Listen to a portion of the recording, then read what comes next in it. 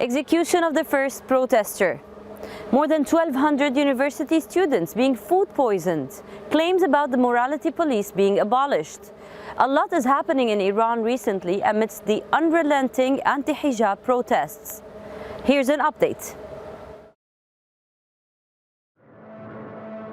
Amidst unrelenting anti-hijab protests in Iran, the authorities have reportedly executed the first person related to the stir.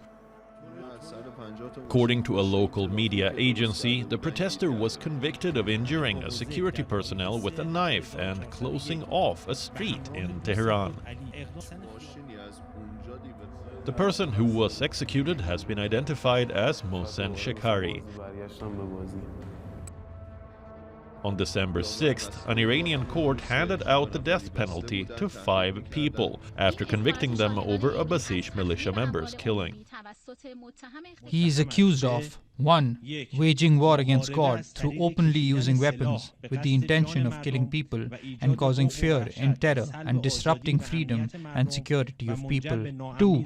Refusing to abide by Iranian paramilitary security force agent during mission through using a weapon. According to Amnesty International, the Iranian authorities are seeking the death penalty for at least 21 people related to the protests. The Iranian regime could be clamping down on the protests in more ways than one. Reports suggest that a night before the planned December 7th anti-regime protests, a group of 1,200 university students were down with food poisoning.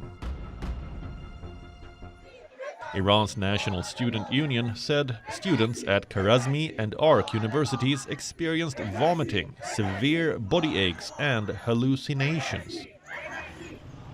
At least 4 other universities reportedly witnessed similar outbreaks. Additionally, some university clinics were reportedly closed down or ran out of supplies to treat the symptoms.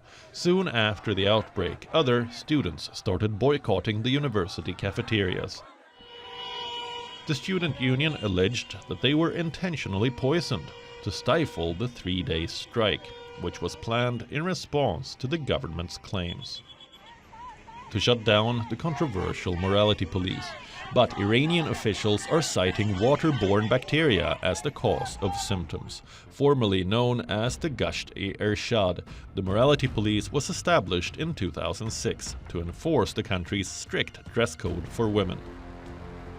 Dating back to the aftermath of the 1979 revolution, the dress code requires all women to wear hijab head coverings in public.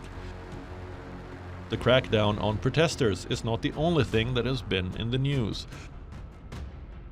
A letter penned by Iran's supreme leader Ayatollah Khamenei's sister, too, has sparked a row. Badri Hosseini Khamenei wrote, "I think it is appropriate now to declare that I oppose my brother's actions, and I express my sympathy with all mothers mourning the crimes of the Islamic Republic, from the time of Khomeini to the current era of the despotic caliphate of Ali Khamenei." The supreme leader's sister asked Iran's Revolutionary Guards to join the people. She wrote, "Ali Khamenei's Revolutionary Guards and mercenaries should lay down their weapons as soon as possible and join the people before it is too late." Khamenei's sister wrote this letter to their France-based son, Mahmoud Murad Khani, who eventually made it public by sharing it on Twitter. Iran has been on the boil since mid-September this year. In the months-long stir, over 18,000 people have reportedly been detained. Independent rights groups say over 450 people have been killed. The unrest was triggered after the death of one Mahsa Amini, a 22-year-old woman who died in the custody of Iran's morality police. She was detained for allegedly not wearing her headscarf properly. Her death sparked anti-hijab protests all over Iran. The slogan of women's life and liberty also resonated across the globe, as solidarity protests were held in many other countries.